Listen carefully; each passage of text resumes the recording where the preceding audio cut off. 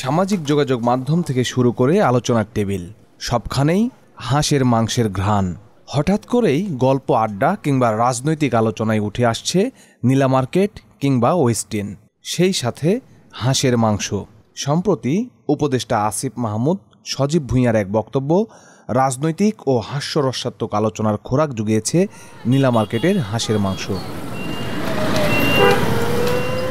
চাঁদাবাজির খবরকে ছাপিয়ে তরুণ এই উপদেষ্টার ভোর রাতে হাঁসের মাংস খাওয়ার খবর শিরোনাম হয়েছে প্রায় সব গণমাধ্যমে। ফলে বাড়তি আকর্ষণ তৈরি হয়েছে নীলা মার্কেট ও ওয়েস্টিন হোটেলের হাঁসের মাংস নিয়ে। অনেকেই জানতে চাচ্ছেন এই দুই জায়গায় হাঁসের মাংসের দাম কত।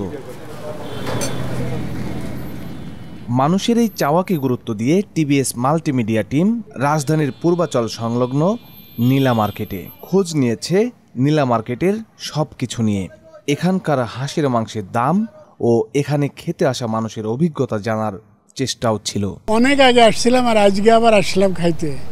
হ্যাঁ, এখানকার খুব নাম শুনছি, সেই জন্য আজকে আসলাম খাওয়ার জন্য। ফাঁকা জায়গা, যার ফলে ঢাকার ভিতরে সব মানুষ চলে আসে এই খাওয়ার জন্য, ঘোরার জন্য। শুধু তাই না, রাত 12টা 1টা 2টো পর্যন্ত চলে। আসলে অন্যরকম ব্যাপার স্যাপার। হাঁসের মাংস যেগুলো আসলেই এখন বিরল, যেমন সিটা পিঠা, এগুলো কিন্তু ঢাকা শহরে পাবেন না। তা আমরা আসি শুধু এনজয় করতে। নীলা মার্কেটে আমরা রাত 12টা 1টা পর্যন্ত খেতে আসি অনেক সময়। রিজনেবল প্রাইসের মধ্যে আমি খাইলাম মোটামুটি স্বাদ। হাঁসের গোস্তও খাইছি, ভর্তা খাইছি, লতি শুটকি খাইছি, সবগুলাই মোটামুটি স্বাদের মধ্যে অন্যতম। নীলা মার্কেটের বেশিরভাগ রেস্তোরাঁয় রান্না হয় মাটির চুলায়, যা খাবারের স্বাদে আলাদা একটা প্রভাব ফেলে। তাই বিভিন্ন পদের মাংস, মাছ, সবজি, ভর্তা ভাতসহ অনেক কিছুই খেতে দূর দূরান্ত থেকে এখানে ছুটে আসেন ভোজন রসিকরা।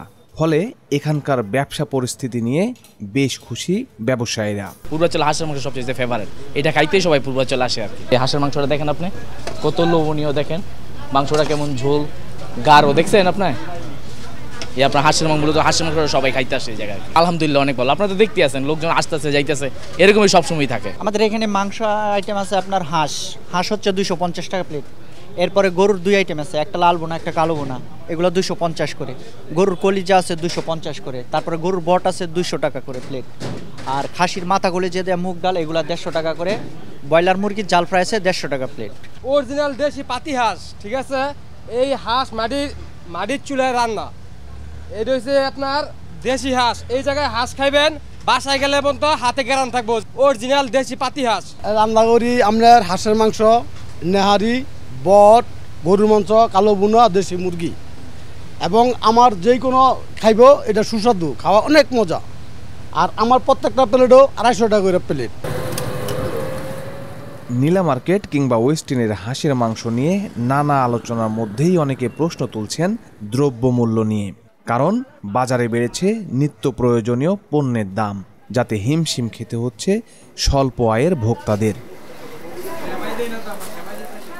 পরিসংখ্যান বলছে চলতি বছরের এপ্রিলে মূল্যস্ফীতি ছিল 9.17%। তবে মে ও জুনে তা কমে যথাক্রমে হয়েছিল 9.05 ও 8.48%।